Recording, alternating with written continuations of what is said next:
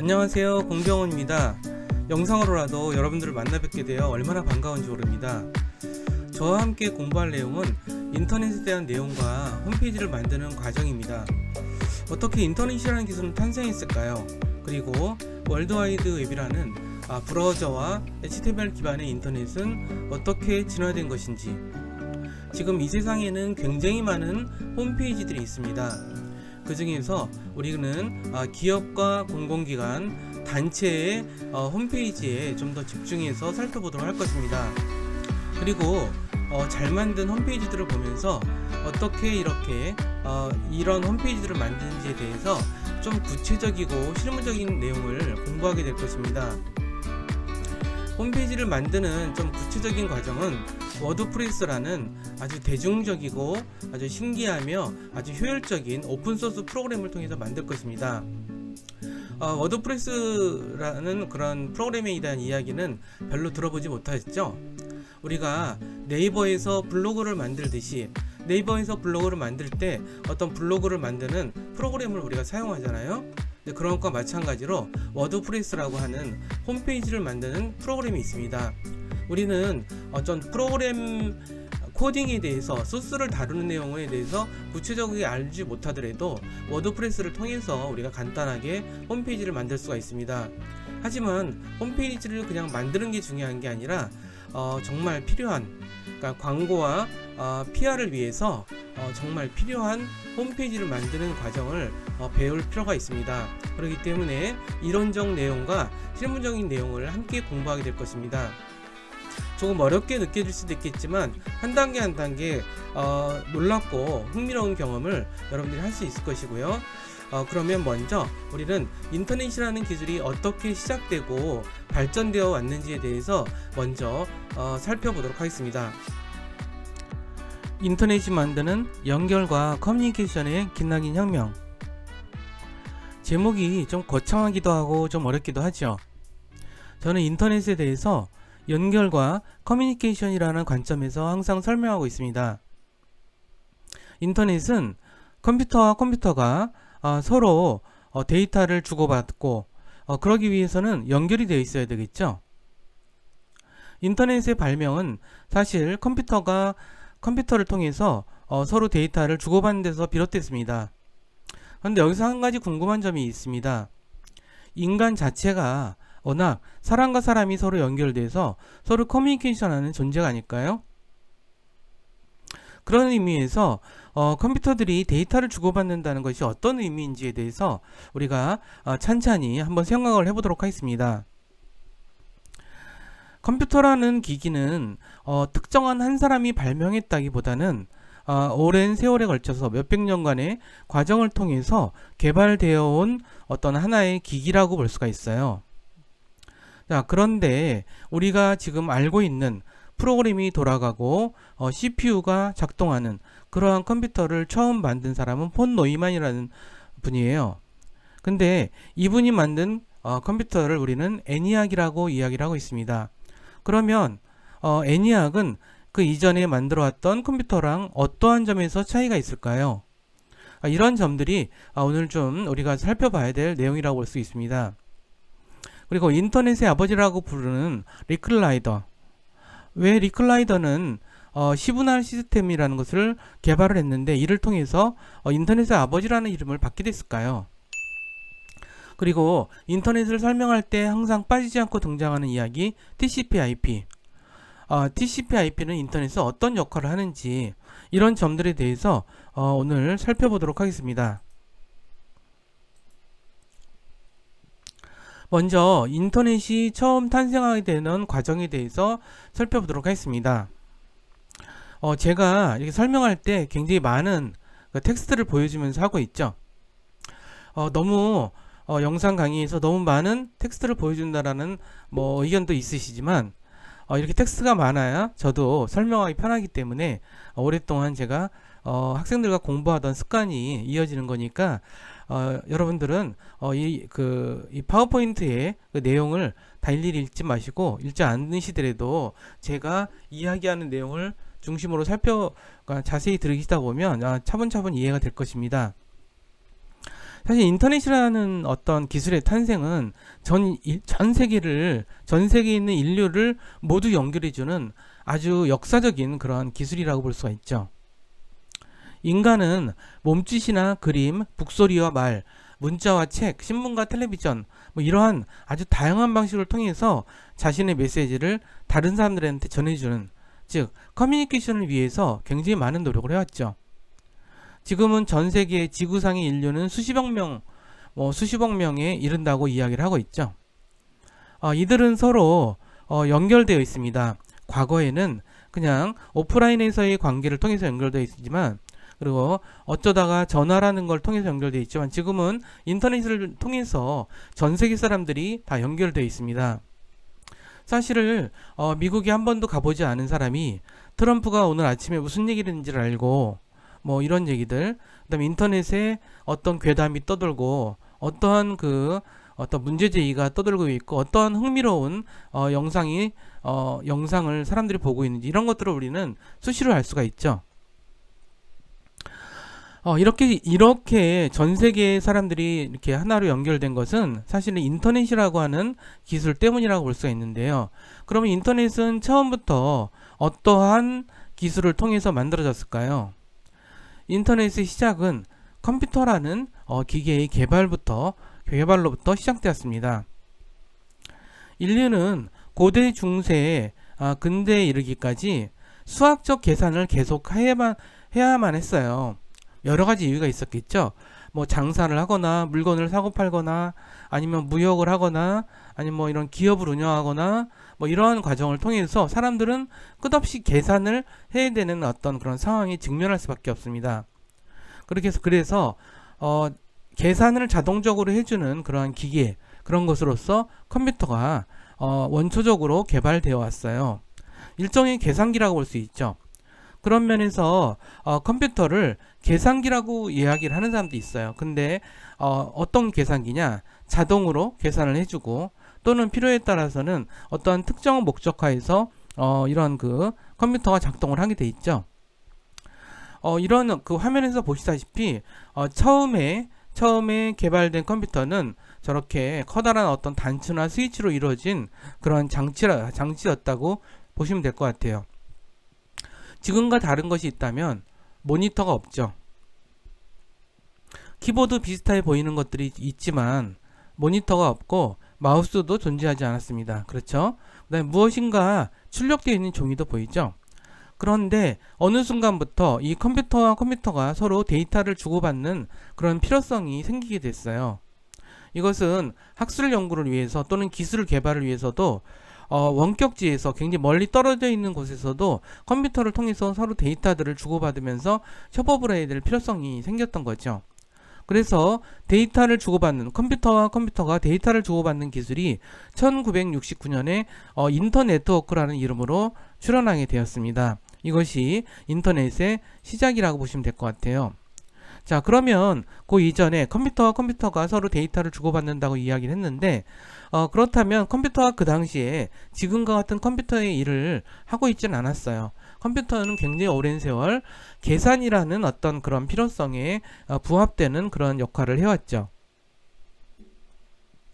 그런데 자동으로 계산을, 그러니까 그냥 계산기라고 하면, 계산을 해주는 거라고 한다면 사실 컴퓨터라고 이야기하기에 좀 쑥스럽죠. 좀 쑥스러워요. 계산기는 계산기일 뿐인데, 근데 자동으로 계산을 해주는 어떤 그런 기계가 나오게 됐어요. 그런 것들을 개발한 사람은 찰스 베비지라는 사람이었습니다. 이 기계는 당시로서는 해석적 기관이라고도 불렀는데, 50항의 숫자를 1000개를 기억해서 기억한 결과에 따라서 명령 그 자체를 변하게 하거나 두 개의 숫자가 크기를 비교한다거나 판단한다거나, 이러한 전자계산기의 원리를 가지고 있었어요. 이런 것을 어떤 자동으로 계산하는 기기가 획기적으로 발달한 그런 기계라고 볼 수가 있어요. 그 다음에 나온 어떤 컴퓨터의 어떤 조상이 되는 어떤 기계는 허먼 홀러리스가 만든 천공카드 시스템이라는 거죠. 이것은 천공카드는 구멍을 뚫어서 숫자를 표시하는 것인데, 이걸 PCS라고 불렀어요. 자, 이러한 과정들을 우리가 일일이 다 외울 필요는 없지만 그 과정이 갖는 의미를 우리가 알 필요가 있겠죠. 자, 이런 두 개의 구멍을 조합해서 문자를 나타내는데, 두 개의 구멍을 조합해서 문자를 나타낸다? 이건 디지털이랑 상당히 유사하게 개발된 거라고 알 수 있죠. 이걸 통해서 당시에는 분류, 조합, 집계도 할 수 있었고, 수백만 조각의 자료로부터 통계를 빠르게 도표화하고 그러한 공학용 도표 작성기를 개발하게 됐다라고 하고 있습니다. 이런 천공 카드는 계산기에 어떤 프로그램이나 데이터를 읽어드리기 위해서 하나의 표준 장치로 사용된 것이라고 할 수가 있어요. 이 홀러리스가 창립한 이러한 전산제표 기록회사는 우리가 알고 있는 IBM의 전시입니다. IBM은 컴퓨터 역사에서 일관되게 가장 중요한 역할을 해왔던 어떤 그런 회사라고 볼 수 있죠. 현재도 IBM은 건재하고 있어요. 기업용 서버 컴퓨터를 판매하고 기업용 서버 컴퓨터에 사용할 소프트웨어를 생산하는 회사로서 여전히 활동하고 있죠. 자, 그 후에 우리가 알고 있는 그러한 그 컴퓨터라는 어떤 그러한 원형에 가장 가까운 그런 것들을 만들어낸 사람은 노이만이라는 사람이었어요. 존 폰 노이만이라고 하는데, 이 사람은 프로그램을 기억 장치에 내장한 방식으로 컴퓨터를 만들어서 이를 통해서 ENIAC이라는 컴퓨터를 만들게 됐죠. 여러 가지 우여곡절 끝에 1946년에 펜실베니아 대학의 모클리와 에커드에 의해서 진공관을 사용한 컴퓨터가 제작되었습니다.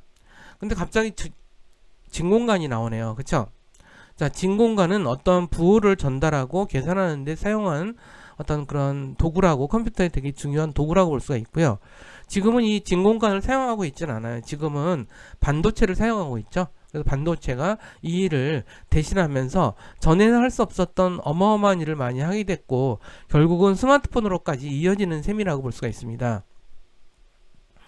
이 ENIAC에서 계산을 실행하는 회로는 진공관 사용 전자 회로로부터 5천분의 1초에 덧셈이 가능한 당시로서는 굉장히 경이적인 속도의 계산기였다라고 볼 수 있습니다. 그래서 프로그램을 변경하기 위해서 배선을 다시 해야 되는데, 실행에는 사실 1분도 걸리지 않는 않는 그런 그 실행을 보여줬다라고 하고 있습니다. 근데 이러한 다시 처음부터 세팅을 다시 하거나 막 이래 된 문제점들을 개발하기 위해서 폰 노이만은 프로그램 기억 방식을 개발을 하게 됩니다. 명령을 수치로 표시하여서 계산을 행하기 전에 초기 데이터와 함께 프로그램을 읽어들여서 기억장치 메모리에 입력해두는 방식이라고 할 수 있습니다. 실행할 때는 메모리에서 명령을 읽어내어 차례로 실행하게 되는데, 이 방식에서는 프로그램의 명령도 데이터와 마찬가지로 계산의 대상이기 때문에 짧은 프로그램에서도 복잡한 처리가 가능해졌습니다. 오늘날의 계산기는 모두 이러한 그 프로그램 기억 방식을 통해서 이루어지고 있습니다. ENIAC은 1947년에 7월에 작동을 시작해서 1955년 10월까지 10년 정도 사용이 됩니다. 근데 이 시기는 어떤 시기였을까요? 1947년 이 시기는 세계 2차 대전이 끝났기도 하고, 1945년에 일본이 제국주의 어떤 침략 전쟁이 졌기 때문에 그 후에 2년 후라고 볼 수가 있겠죠. 하지만 이 시기는 또 55년까지 이 시기는 한국전쟁도 있었죠. 한국전쟁도 있었고, 그 다음에 북한과 미국이 냉소 전쟁을, 그러니까 그 어떤 이념적으로 전쟁을 준비하는 군비를 확장하는 그런 시기이기도 했어요. 그렇기 때문에 이런 ENIAC이라고 하는 이제 컴퓨터는 상당히 이런 군사적 목적으로 많이 세워놨다는 것을 이해할 필요가 있습니다. 그러니까 이 ENIAC은 프로그래밍이 가능한 최초의 컴퓨터인 ENIAC은 폭이 1m에서 높이는 2.5cm 뭐 이 정도 됐다라고 이야기를 하고 있어요. 그래서 제가 ENIAC 사진을 좀 가져와 봤습니다. 근데 거의 뭐 웬만한 교실 하나 정도 크기가 되죠. 이게 컴퓨터 하나, 하나라고 보시면 될 것 같아요. 근데 당시에는 이것이 왜 그렇게 열심히 미국에서 이거를 또는 독일이나 이런 데서 연구를 했냐면 당장 어떤 포탄의 궤적을 계산한다거나 수소폭탄 폭발을 예측한다거나 이러한 것들이 사실 어마어마한 계산이 필요한 작업이었겠죠. 그렇기 때문에 거기에다가 어떤 수학적인 계산을 하는 용도로 많이 사용하게 됐다는 거죠. 또한 당시에는 그 암호라는 걸 많이 사용했어요. 이제 독일이든 뭐 이탈리아든 미국이든 영국이든 뭐 일본이든 미국이든 간에 이런 암호를 사용해서, 왜냐면 암호를 사용해야만 자기네들이 원하는 정보만 원하는 이에게 먼저 보낼 수 있겠죠. 그렇지 않으면 다른 사람한테 그것이 가기 때문에 되게 힘든 문제도 있었다는 거죠. 기록에 따르면 예전에 100명이 1년 동안 처리될 계산 작업 업무를 2주 만에 해결할 수 있었다고 이야기를 하고 있어요. 우리는 이러한 그 컴퓨터라고 하는 것이 이렇게 군사적인 목적을 위해서 본격적으로 개발됐다는 사실에 대해서 조금은 좀 슬프고 조금은 좀 비판적으로 받아들여야 될 부분도 있다고 생각을 합니다. 그러면 이런 컴퓨터를 개발한 폰 노이만이라는 사람은 어떤 사람일까요? 조금 살펴보도록 하겠습니다. 폰 노이만이라는 사람은 유태인 은행가의 아들로 헝가리에서 1903년에 태어났고요. 1930년에 미국의 프린스턴 고등교육연구소에 초청을 받아서 미국으로 건너가게 됩니다. 이 고등연구소의 교수진 중에 한 명이 폰 노이만인데요. 그는 1933년부터 죽을 때까지 고등연구소의 수학 교수로 활동했습니다. 2차 세계대전 동안 폰 노이만은 핵무기를 만들기 위해서 미국의 맨하튼 프로젝트에 참여했고요. 여기에서 핵무기를 만드는 데 쓰이는 폭축 렌즈라고 하는 것의 발명에 크게 공헌을 하게 됩니다. 그는 전쟁 뒤에도 원자폭탄 실험을 계속 지지했고 1955년 방사능이 원인이 되는 것으로 추정되는 치명적인 골수암을 걸려서 1957년에 사망하게 됩니다. 그는 인공지능에 대해서도 연구를 하고 있었습니다. 폰 노이만은 1949년 논문에서 컴퓨터 프로그램이 자기 자신을 복제함으로써 스스로 증식할 수 있으며 사람과 같은 컴퓨터를 만들 수 있다고 주장했습니다. 대단한 양반이죠. 근데 이런 우리가 어떠한 지식이라고 하는 것이 어떤 면에서는 굉장히 새롭고 혁신적이고 혁명적인 기술을 만들어내기도 하지만 그런 기술을 만들어낸 사람은 사실 사람입니다. 자신의 지식이 어디에 쓰일지에 대해서는 늘 우리가 경계하고 조심하면서 자신의 활동을 벌여나가지 않을까 이런 생각이 듭니다. 1949년에 애니악이 설계를 발전시켜서 캠브리지 대학에서 에드삭이라고 하는 프로그램 내장 방식의 디지털 컴퓨터가 탄생합니다. 여기서부터 디지털이라는 개념이 나오게 되죠. 0과 1이라는 어떤 숫자로 환산해서 처리할 수 있는 그러한 기술이 바로 디지털 기술이고요. 근데 이때는 프로그램 기억 방식이라고 하는 것은 조금 말이 좀 어렵긴 한데 좀 설명을 드릴게요. 가늘고 긴 수은조의 한 끝에 데이터를 초음파 펄스로 송출한 다음에 다른 한쪽에서 받아서 다시 처음의 끝으로 송출하여 펄스를 순환시키는 것에 대해서 데이터를 기억한다는 것입니다. 이런 방식으로 데이터를 기억하는 방식을 통해서 프로그램이 컴퓨터에 내장될 수 있는 방식을 개발했다는 뜻이죠.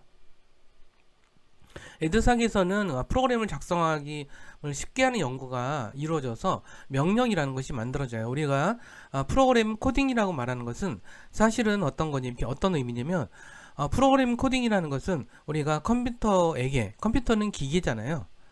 기계인데 컴퓨터라는 기계에게 사람이 어떠한 명령을 내린다는 것은 어떻게 작동해라라고 이제 요청하는 거죠. 근데 그렇다면 우리가 사람이 사람한테 쓰는 언어를 컴퓨터한테 하면 알아들을까요? 알아들을 수가 없죠. 자, 그러면 컴퓨터가 이해할 수 있는 언어라는 게 존재를 하겠죠. 그것을 프로그램 언어, 프로그램 랭귀지라고 하는 것이에요. 그런데 이 프로그램 랭귀지는 굉장히 다양하게 개발되어 있죠. 현재도.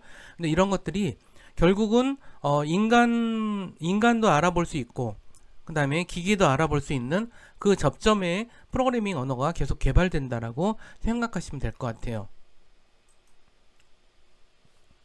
그런데 중간에 인터넷을 기술을 획기적으로 발전시키는 기술이 개발이 되는데 그것은 시분할 시스템이라고 하는 거예요.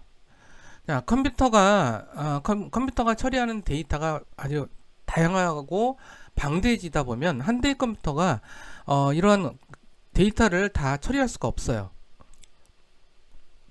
가끔 그런 게 궁금하지 않으세요?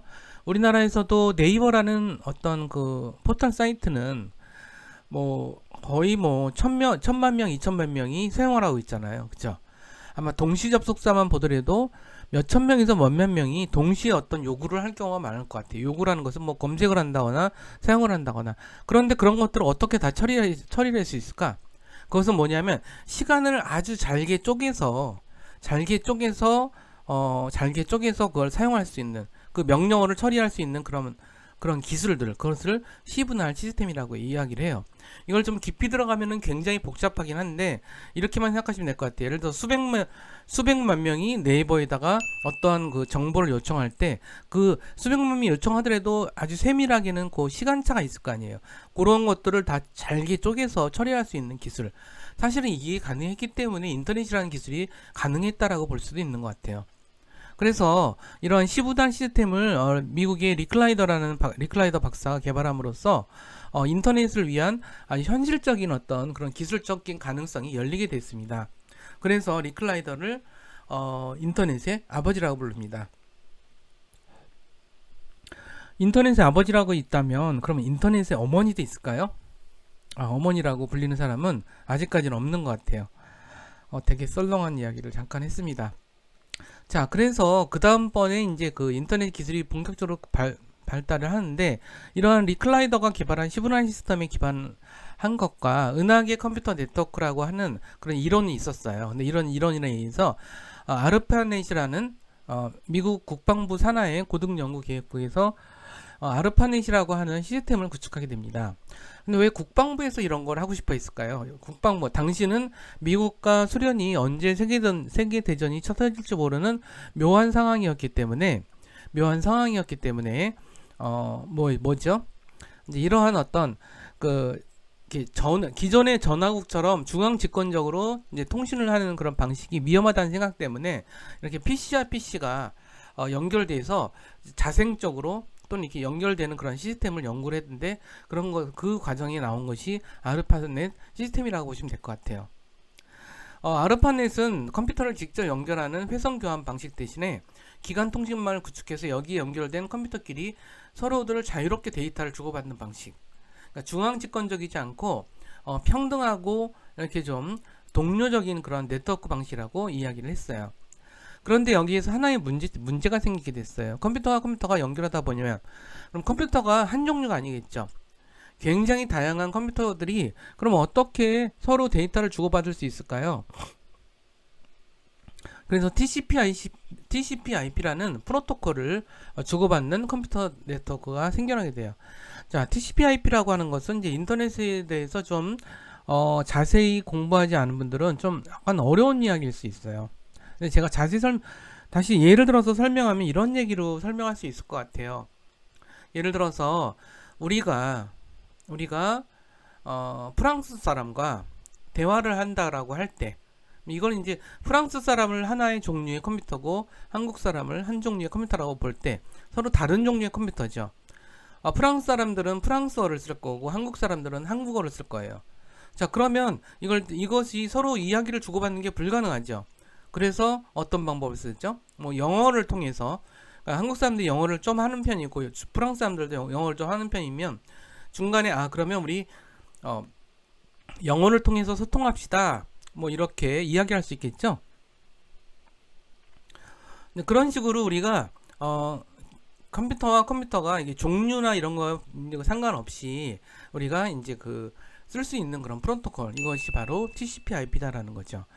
자, 근데 이런 것들은 계속 지금의 인터넷은 어디까지 가 있나요? 지금은 인터넷이 무선 인터넷까지 가 있고 우리가 컴퓨터라고 하는 개념이 많이 확장이 돼서 태블릿 PC, 스마트폰 뭐 이런 것들조차도 우리가 컴퓨터로 우리가 분류할 수 있는 시대가 됐죠. 심지어는 또 뭐가 있죠? 스마트카라 그래서 차조차도 컴퓨터 같은 차가 등장을 했어요. 그러니까 컴퓨터의 종류가 계속 다양하기 때문에, 그럼에도 불구하고 어떤 그런 컴퓨터와 컴퓨터들이 끝없이 통신을 주고받을 수 있는 원리는 이 프로토콜이라는 것이 존재하기 때문입니다. 이 프로토콜이라는 것이 기존에 여러 가지 뭐 이제 PC와 PC 간에 어떤 데이터를 주고받는 어떤 그런 용도로 사용이 됐다면, 그러한 원리 많이 이것이 발전되고 뭐 변형되긴 했지만 이 TCP/IP 원리는 계속 진행되고 있다는 것이고, 이를 통해서 네트워크의 네트워크, 즉 모든 컴퓨터를 하나의 통신망에 연결하는 이제 그러한 이제 기술이 발전돼서 그것을 인터넷이라고 부르고 있습니다. 오른쪽에 있는 사진은 이제 처음에 아르파넷에서 인터넷이라는 기술을 개발한 사람들이 기념사진을 찍어 놓은 거예요. 적어도 우리가 인터넷을 사용하면서 이 기술을 처음 개발해서 정착을 시켜놨던 이 사람들에 대해서 사실 어느 정도는 경의의 마음을 보여줄 필요가 있다고 생각해요. 그리고 당시에 어떤 환경이었는지를 보여주기 위해서 1969년도 그 즈음에 컴퓨터를 하는 환경들에 대해서 사진도 함께 구해봤습니다. 마무리해서 이야기를 하자면, 폰 노이만은 프로그램 기억 방식을 개발을 한 거죠. 그래서 명령을 수치로 표현하고 계산을 행하기 전에 초기 데이터와 함께 프로그램을 읽어드리는 기억장치, 뭐 이러한 메모리를 입력하는 방식을 통해서 우리가 생각하는 그런 컴퓨터, 지금의 의미의 컴퓨터를 개발하게 됐죠. 자, 그런데 기술을 계속 발전하다 보니까 컴퓨터와 컴퓨터가 서로 연결해서 데이터를 주고받을 방안을 모색하기 시작을 했어요. 왜 그러냐 하면, 그만큼 어떤 개별 컴퓨터에서만 작업하는 게 아니라 그 컴퓨터를 이제 서로 데이터를 주고받아야 되겠죠. 예전에는 이런 기술이 없었기 때문에 어떤 데이터를 이제 디스켓 같은 데는 담아서 가져가야만 소통이 되는데, 지금은 이제 그런 것들을 주고받는 기술이 개발되어 있기 때문에, 즉 인터넷이 개발된 거죠. 네트워크를 지향하면 모든 컴퓨터를 하나의 통신망에 연결하는 것, 이것이 바로 인터넷을 정의하는 가장 중요한 정의라고 볼 수 있습니다. 그러면 오늘 내용은 인터넷이 어떻게 개발되고 발전해 왔는지, 그 다음에 우리가 생각하는 어떤 그런 데까지, 인터넷까지 오게 되는 그런 과정이 어떠했는지에 대해서 살펴보았습니다. 좀 약간 어려울 수 있는 내용을 여러분들 잘 따라와 주셔서 감사드리고요. 그럼 다음 시간에 더 재미있고 유익한 내용으로 만나 뵙도록 하겠습니다. 감사합니다.